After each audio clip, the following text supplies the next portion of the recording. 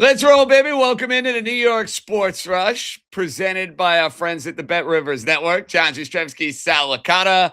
After what was supposed to be a World Series preview, we'll see down the road if it ends up being a World Series preview. The Dodgers go and take 2 out of 3 from the Yankees. The Yankees mercifully find a way on Sunday night to go and get a win against the Dodgers. A big home run by Jazz Chisholm, Oppo Taco in the bottom half of the 8th inning. But Sal, look, Aaron Judge didn't play. I know Shohei Ohtani, Blake Snell, Glasnow didn't pitch. But after watching these 3 games, you can try to talk me off the ledge if you'd like. We'll see if you decide to go down that road. Watching the Yankees and the Dodgers, how are the Yankees beating this team in a 7-game series? I mean, in all seriousness, how are they beating the Los Angeles Dodgers? The Dodgers, number 1, are more talented.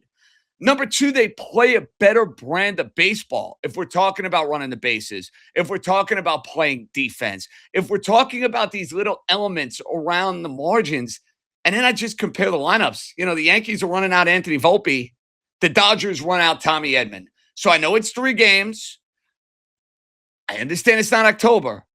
But Sal, explain to me how the Yankees, if they match up with the Dodgers, how are they beating them? Yeah, I wish I could. And, this may not be the most entertaining show because we're not going to go back and forth, at least not on this topic, because we have the same read. For me, and I realized this yesterday afternoon in game 1 of the doubleheader after the way the Dodgers were getting to Cam Schlittler, and I'm just watching the Yankees play, and I'm like, they're just not at that level. Now, nobody is at that level. And the good news is that the Yankees would have a better chance than anybody else, JJ, because of the American League path, because of, the Yankees win 90 games every year, because of the reinforcements. You hope that they get back and then add. But even if they do add, I still don't know if that's going to be enough to be on the same level as the Dodgers. The best thing you could say is that maybe the Dodgers won't be there, or you could just blindly hope that they're not going to be there or that something goes right in a series. But it is, even in 3 games with both teams not being 100% whole, you can see the difference of how much better the Dodgers are than the Yankees. So I'd love to talk you off the ledge.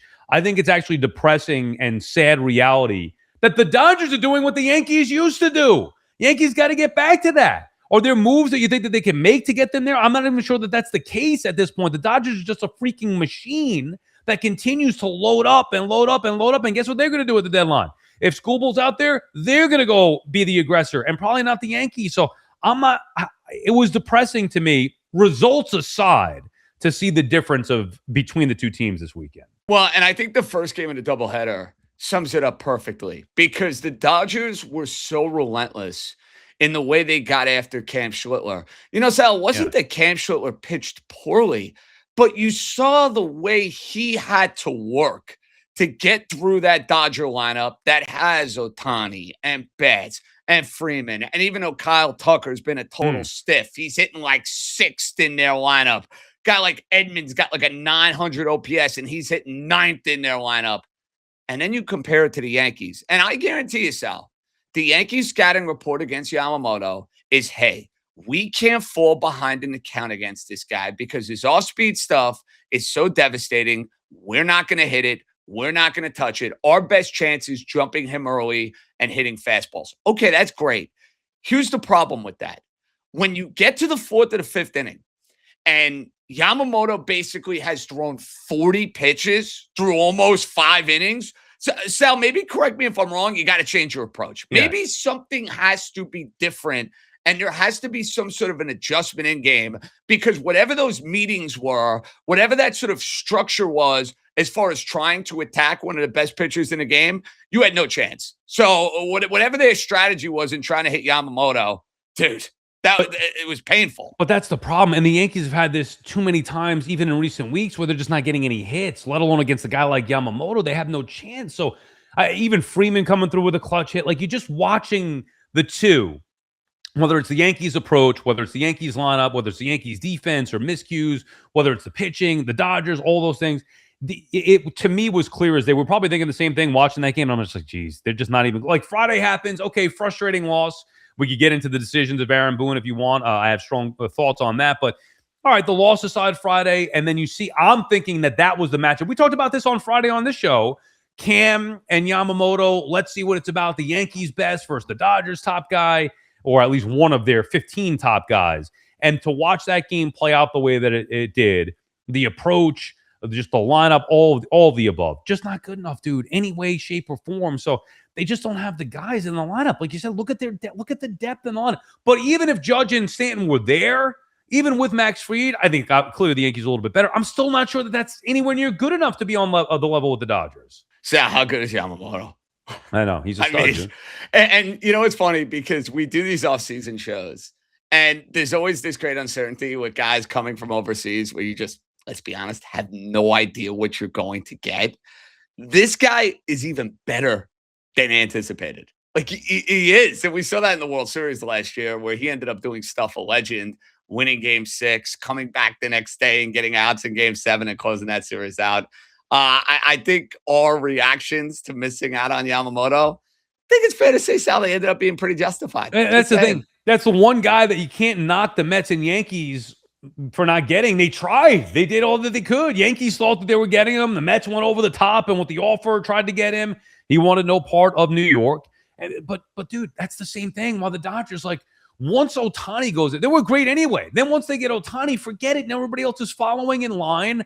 The structure that they have with the deferrals, it's a never-ending machine that I'm not sure how you compete with unless if you're the Yankees. Like, the Mets are so far away from it. Financially, I think the Mets could compete. I think Steve Cohen would compete if they were close. He's tried to do it. He's tried. I mean, Sal, he's tried financially. Well, that's the thing. Question. But the Yankees haven't enough, and they're at least close. Like, they could, if the Yankees had Steve Cohen, or if if Steinbrenner decided to act like his father, they could, at least financially, make a run at the Dodgers, go over the top. They just don't do it. It drives you nuts. Yamamoto, though, yeah. I mean, think about the difference that it would be if either the Mets or Yankees had this guy and he wasn't on the Dodgers, dude. That's the one that they tried. There's nothing you can do about it. That's why the Dodgers are just a machine. They get the guys from Japan. They have the farm system. They go out there and trade for all these great guys. They sign all the top free agents. I mean, how are you supposed to compete with that?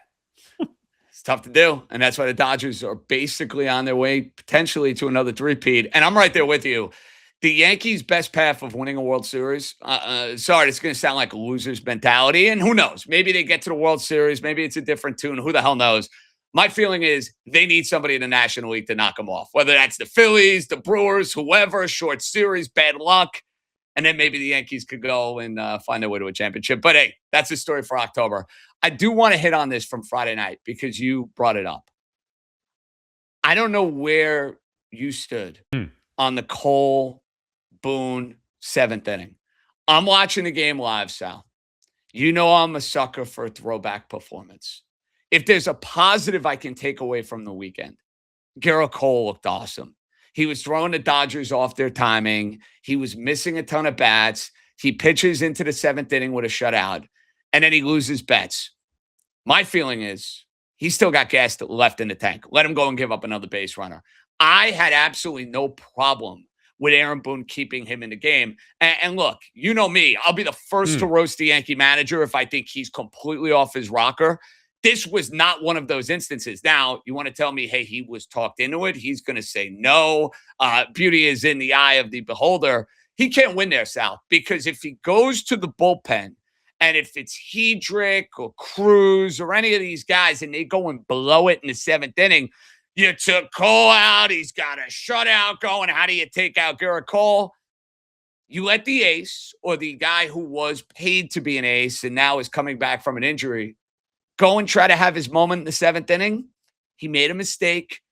I can sleep at night if that happens. That's me. I had no problem with the decision. Yeah, I loved it because it was not analytically driven. I think the data and analytics, and I've gotten on Boone for being a data applicator, would have said, go to the bullpen, bring in a lefty here. And then what would have happened? The majority of the people would have ripped him. How do you not leave him in the game? Blah, blah, blah, blah, blah.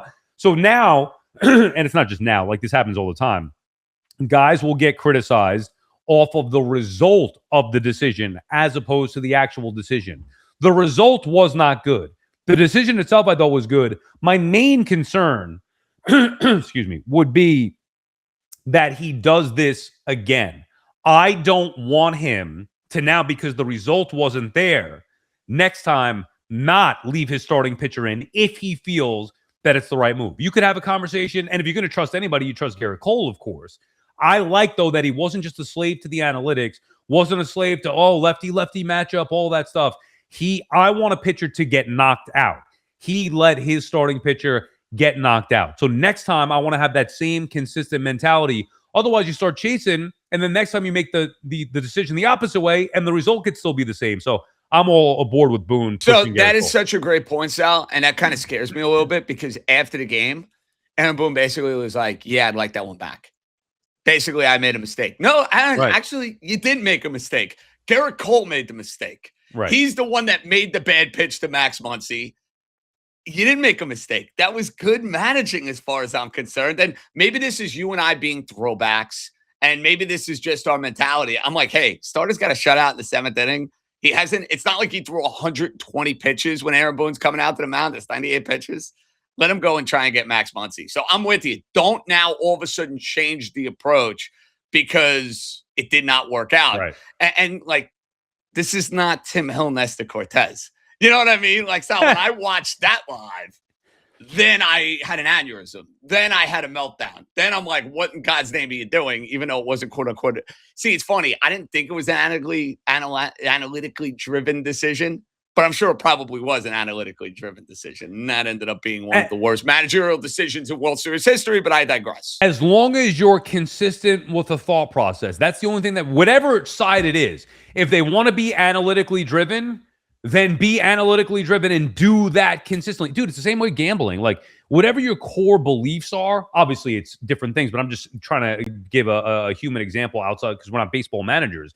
If my core beliefs are taking the better pitcher, whatever it may be, better pitcher, better price, if I start getting away from that, now I'm going to be chasing and be like, oh, well, why didn't I stick to that? It wasn't working for 5 straight days. Then I get away from it. But those next 5 days, it could have been working again. So stick to your core beliefs. If it's analytically driven, then do it every time. And you'll see the results. Well, at least be consistent, I would think. If you start chasing now, that's where you get yourself into trouble. So I like the thought process behind leaving Cole in. I want to see that consistent mentality. The next time, it'll probably work. The next time after that, maybe it works. But just keep a consistent thought process, and the results are going to vary. I'll give you a blackjack analogy. 12 against the 2. Always play it the same way. Right? Like, don't find yourself in a position when it's one of those 60-40 type hands. You always hit the 12 against the 2. Keep doing it. You always keep doing it. Don't go start back changing, and forth. Right. Can't do it. Now, this is where I got to give a Yankee coach a whole lot of grief. What was your boy Rojas doing? What was he doing? I understand Grisham's not busting it. He's got the bad leg. He's super slow. He doesn't score on doubles. Louis, forget about watching where the relay throw is going. Watch Trent Grisham run. Come on, man. Dude, this is the same third base coach that got Stanton thrown out in the World Series when he was out by a mile a couple of years ago. Louis, what is that? I didn't have a major... Dude, I mean, it was a bang-bang play. The Dodgers had to execute it to perfection to be able to get Grisham. I understand the thought process, and it's fair. If yours in real time is, I'd be conservative here because you're talking about Grisham. You got Goldie and Belly coming up, though. Come on. I know. You can't be getting thrown out at the plate. I have no problem. I would rather be aggressive. It's just my thought process. I'd rather be aggressive and put the pressure on the defense to make the perfect play. Get the relay throw in, make a perfect throw to the plate, have the catcher corral it, make the tag. There's a lot that has to go right, and on a bang-bang play like that, the Dodgers executed, Yankees didn't. So you could question it. I think that that's fair. I also did not have a problem with that. I'd rather be aggressive. Rojas clearly aggressive, certainly in those situations. You're going up against the Dodgers, you know you're going to need to push the issue a little bit. I didn't have a big issue with that. Fair enough. It ended up being costly, though. Yeah. Very, very costly. So, listen, bigger picture, Yankees lose 2-3. And this is not just a Judge dynamic here, Sal. And any thoughts from what we heard on that on Friday?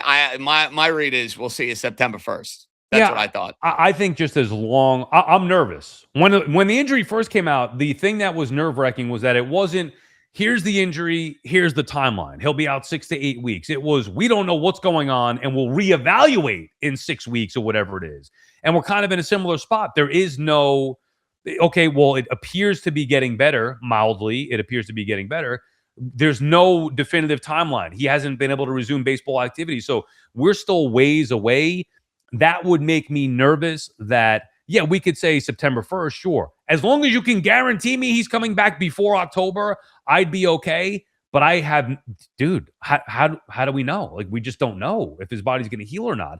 Once we get the clearance that he's 100% healthy, then he's got to work his way back. Then he's got to remain injury free. So I'm nervous here that there is a chance that we don't see Judge again. They seem to be optimistic, but I don't know how you could say that with the season winding down and we still have no timetable. It's not ideal.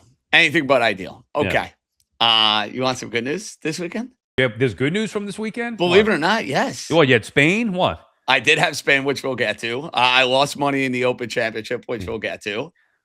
Your boy Lindor is back. Yeah. Oh, all right. Welcome to the 2026 season, Francisco Lindor. But look, I told you, get the value up if you're going to trade him. He needs to go and have a monster 2 months. But I need you to make sense of this. What was that? And it was the first time I saw it because I did not watch Lindor after the game, after the Mets go and beat the Phillies. And I did bet the Mets on Sunday. Don't ask why. They were favored. Public was all over the Phillies. I said, that kind of stinks. I'll take your team. They take 2 or 3. Wonderful.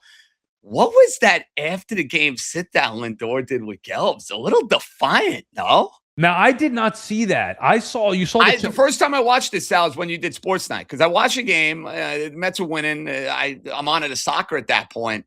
I didn't see that little one-on-one there with Gelbs. Oh, the one. So he did say, you're talking about like where Gelbs asked him what else have they been working on or something like that. And he said, I'm not going to, stuff that I'm not going to comment on or whatever. Yeah.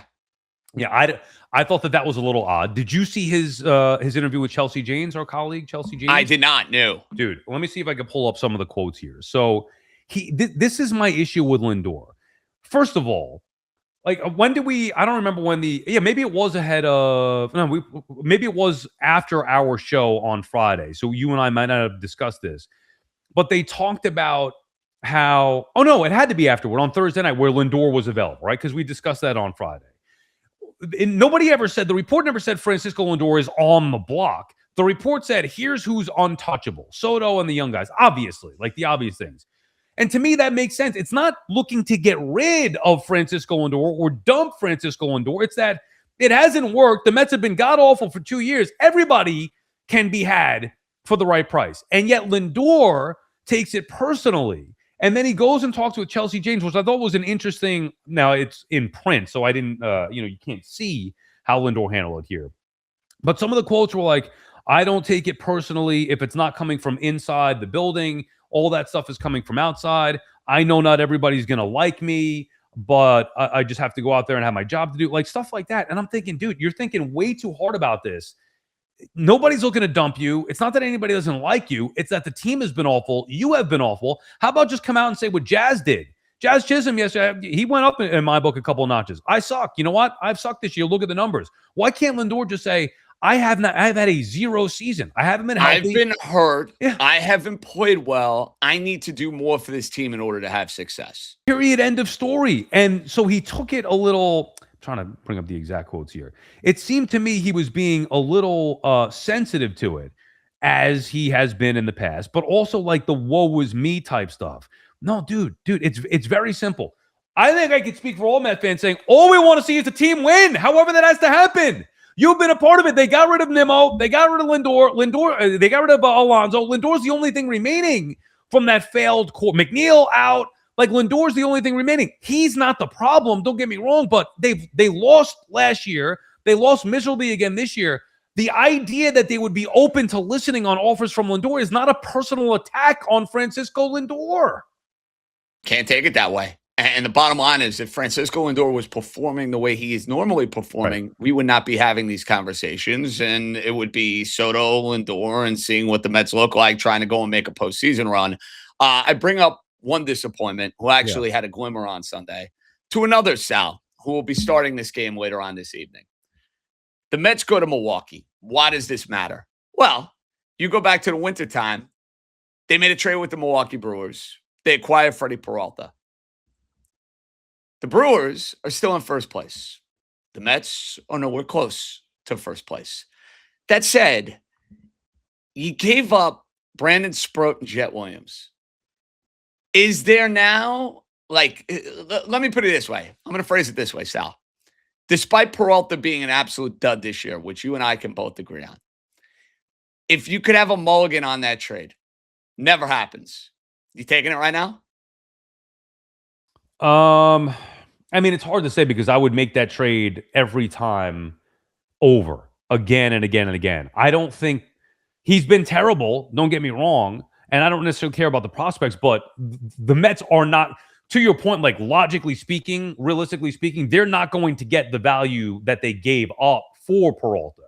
So it would be foolish to say, no, I wouldn't take back that trade. However, I think the mentality was right, and I don't worry about what was going elsewhere. I think the Mets failed Peralta more so than Peralta failed them. I don't know what's the issue with the call and the pitches, dude, but he's been good his whole career. He comes here, his ERA is double what it was. I think that there was the new pitching coach. Who the hell knows what's going on with the Mets? But I don't know, man. Obviously, you wouldn't give up what you gave for him now because you're not going to get that same return back. But that is one that I would have never. You could say Bo Bichette contract would be a little bit of a mess. You've seen that happen before with free agents getting big contracts. I don't think anybody saw Freddie Peralta being a disaster coming. No, especially going into a walk here. I was like, this is perfect. Right. He's going to be motivated. He's going to be pitching in games that matter. He's going to build upon what he did the year prior.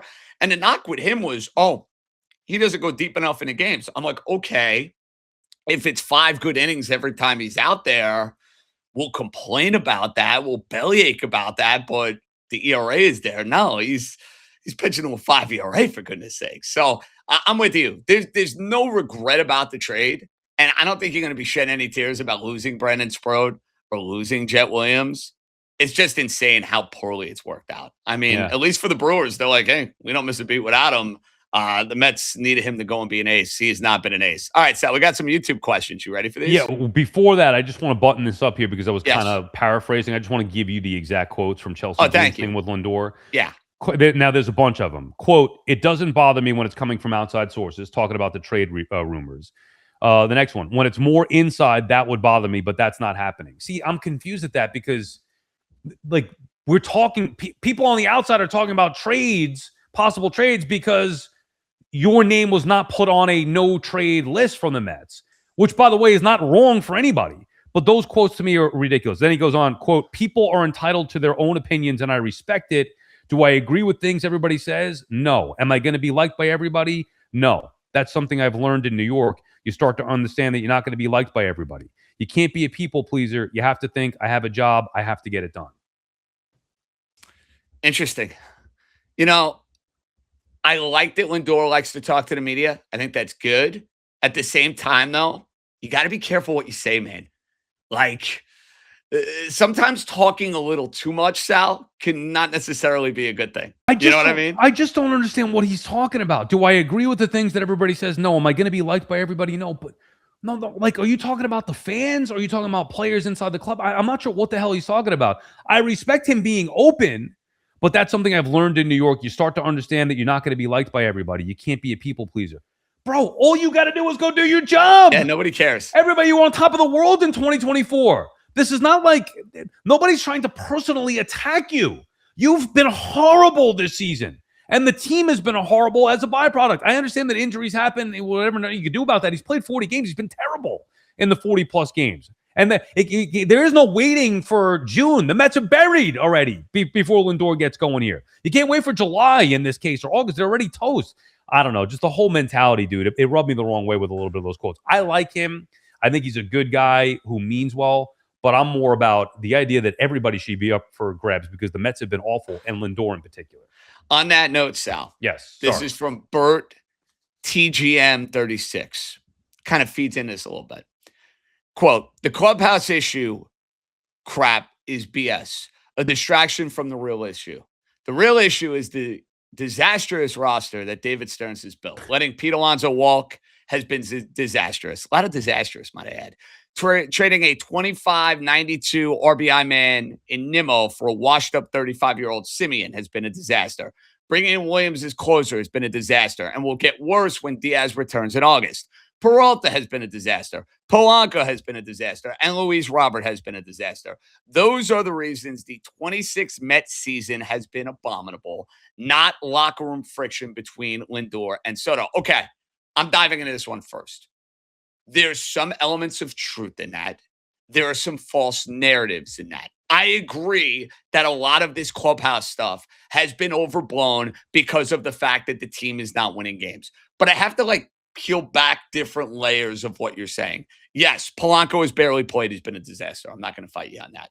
Luis Robert, you didn't give up anything for him. He's been an absolute zero. And we'll get to him and why I wouldn't be too worked up about him playing 2 or 3 days a week when he comes back. Sal, I'm no fan of Marcus Semien. That is not the reason the Mets are double-digit games under 500. Am I missing something here? Is A.J. Ewing in center field producing? Is Carson Bench in right field producing? That is not your issue. Your issue is, hey, your pitching staff that you thought was much deeper and much better has not performed. Your lineup has not performed. The injuries have been an issue. A lot of bad luck, but also some flawed construction within the roster. It is a Stearns problem. It is a Met problem. I don't think clubhouse chemistry is the number one reason this team is in this mess. So that I will agree on. It's a combination of everything, but then I would just counter to him and say, well, what was the issue last year? Because a lot of these guys were here. Yeah, well, right. And I'm not saying that it is clubhouse chemistry, but what is the issue? And I think the easy thing is, well, they had no pitching. It was more than that. What was the issue 2 years ago in 2023? What was the issue there? What was the issue in 2022 when they choked away that division and then went as pathetically to sleep as you possibly could in the wild card round? What was the issue then? Where Pete, McNeil, Nimmo, all those guys were here. So what was 2022, even though it was a great regular season, disastrous close at the end of the regular season and embarrassing performance in the first round of the postseason. 2023, disaster. 2024, a mess for the first half of the season until they go on a tear and barely make the playoffs, and then they go on if not for Pete Alonso's home run against Milwaukee, dude, the outside of the miracle second half in 2024 and the postseason run, there's nothing here with this group. 2022, not good enough. 2023, mess. 2024, okay, lucky run at the end. 2025, disaster.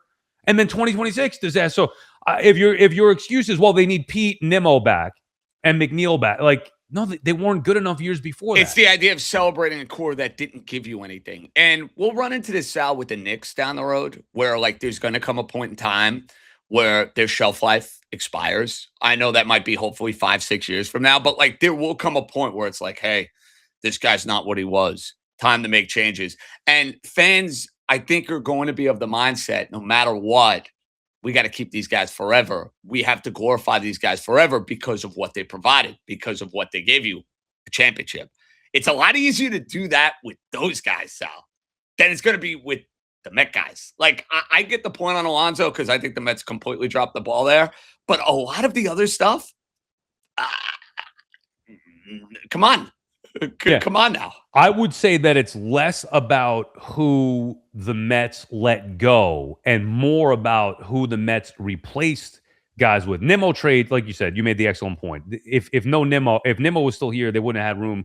They're not playing both kids. That was by design. They knew, even with Robert, bringing him in, Robert was going to be the stopgap for He was going to be the placeholder for Ewing. Correct. Yeah, that's exactly right. And so this was the outfield design. It just came sooner because Robert got hurt. But Benj was going to be here. There was no spot for Benj. So forget Nimmo trade. Okay, the return is the reality is you're lucky you moved Nimmo. Otherwise, they would have been stuck with you. Had to take on a bad contract in Semien. They hope Semien will be better. He's been a mess. I thought he was going to be better. He's been a mess. The Alonso one, I would have brought Pete back, but I wanted him back at DH. I got tired of watching him play defense at first base. Now, the problem is they replaced him with a guy who couldn't stay healthy in Polanco. I'm not even going to say that he couldn't play first base. We don't know. He never played. He hasn't played first base. So they replaced him with a guy that couldn't stay healthy, and then the default behind that was nowhere near good enough with Vientos and Beatty. Period, end of story. I thought when they were moving on from Pete, they were going to bring in Vlad Guerrero Jr. That was the dream. Toronto signed him. And by the way, look at what he's done. So, yeah, in hindsight, would you like to have Pete's bat in the lineup? Sure. I still don't think the construction of that team was good enough anyway. Either way, it's been a freaking disaster for multiple reasons with the Mets. Okay, this one comes from Frontier 6937. Lindor is capital Toast. Lindor is toast. He's physically done. 11 years as a starting shortstop. His body is broken. He's done. Bring up Mauricio full time.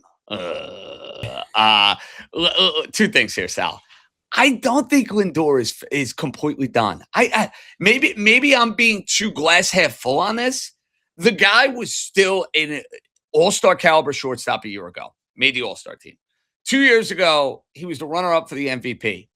I understand Father Time is undefeated, and I know guys can lose it like that. I still think there's high-quality baseball indoor. Like, I'm not at a point now where I'm like, he can't play shortstop anymore. Have you gotten to that point? He's still one of the best shortstops in the game.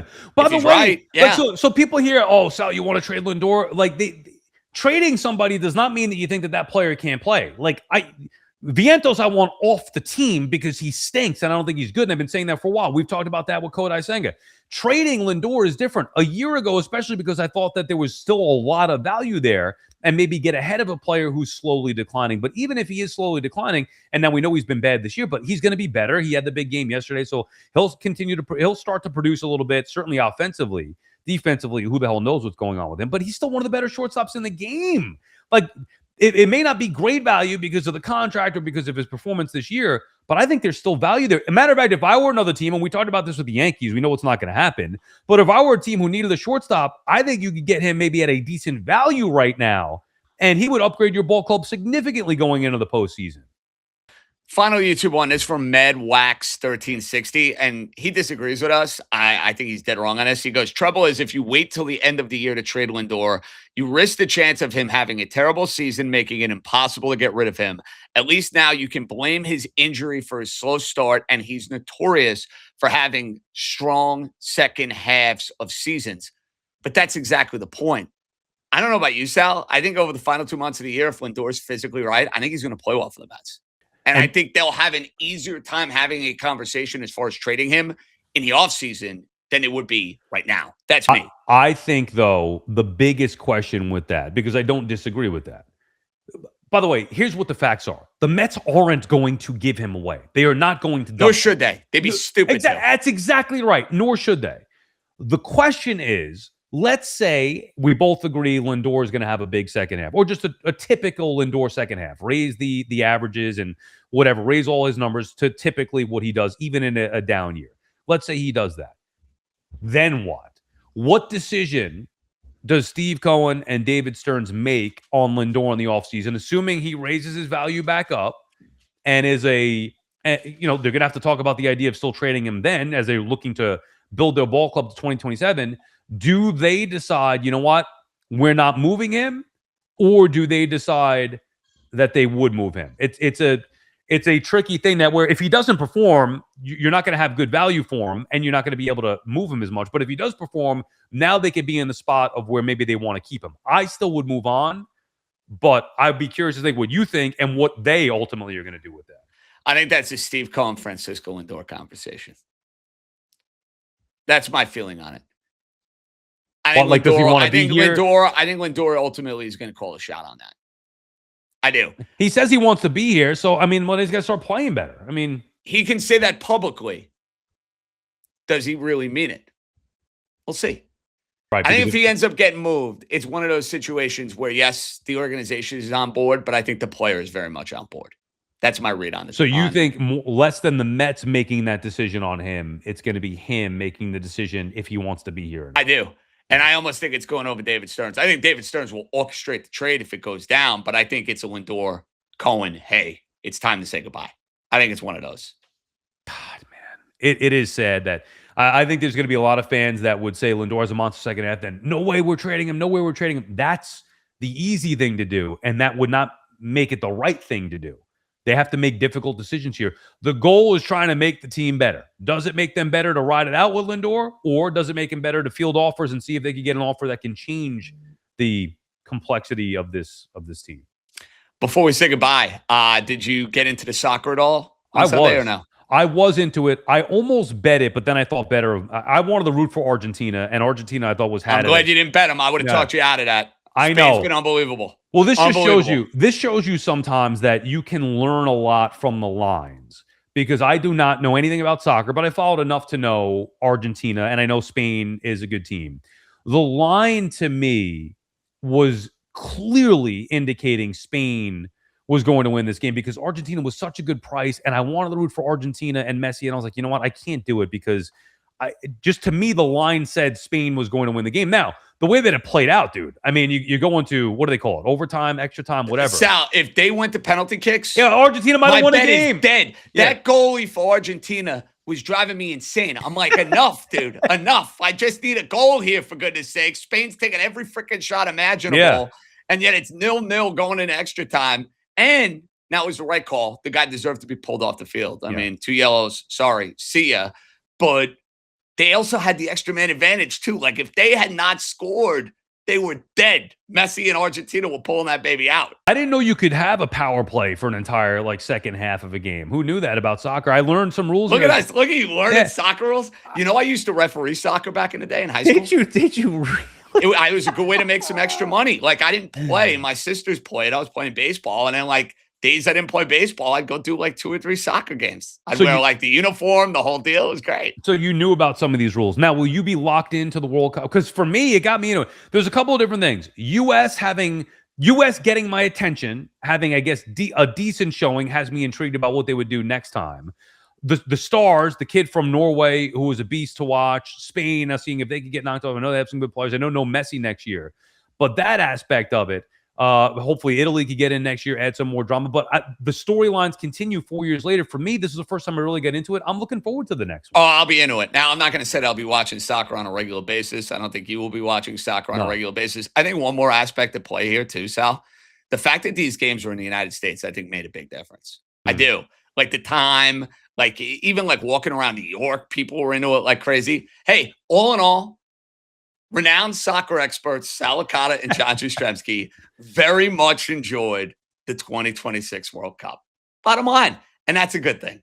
That's a good thing. So Sal's back for more. Did you enjoy Shakira and Biebs too? Dude.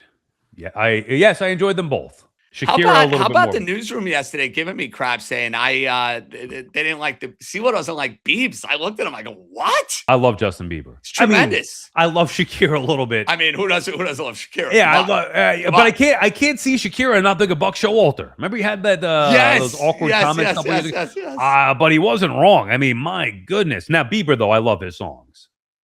On that note, a little Shakira and Justin Bieber before we say goodbye. Sal, always a pleasure. I will see you on Wednesday. That's going to do it for the New York Sports Rush right here on the Bet Rivers Network. Check it out. YouTube, leave the comments. We'll be back on Wednesday. Be good, everybody.